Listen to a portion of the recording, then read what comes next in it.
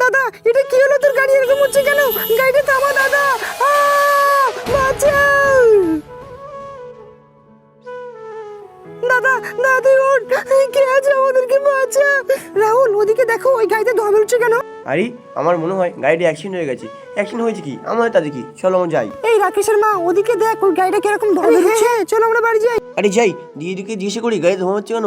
দিদি দিদি দিদি, গাড়িতে ধোঁয়া বেরোচ্ছে কি জন্য? ওই গাড়িটা অ্যাক্সিডেন্ট হয়েছে তাই ধোঁয়া বেরোচ্ছে। হ্যাঁ কি বলছো? গাড়ি থেকে আছে নাকি? হ্যাঁ গাড়িতে দুজন আছে। হ্যাঁ যাই দেখি, তোমরা কি কিছু করুন, সাহায্য করি। দিদি দিদি দিদি, হ্যাঁ দিদি দিদি এসেছি দিদি, তেমন সাহায্য করছি, খোলা যাচ্ছে না গাড়িটা, কীভাবে কী করবো? এই হ্যাঁ হ্যাঁ এ কী অবস্থা? দেখি কিছু পড়ে আছে কি, দেখি ভাঙি দেখি। এই তো কুড়ুলটা দিয়ে ভেঙে দিই। এই কাজ ভাঙা হয়ে গেছে। দিদি দিদি তুমি সামনে বাড়ি আসো, আমি দেখছি। আমি আমার দাদাকে ছাড়া যেতে পারবো না। দিদি তুমি এই গাড়িতে বের হয়ে আসো, তাও তোমার দাদাকে দেখছি। চলো বন্ধুরা, ভালো কয়েকজন চ্যানেলে সাবস্ক্রাইব করো।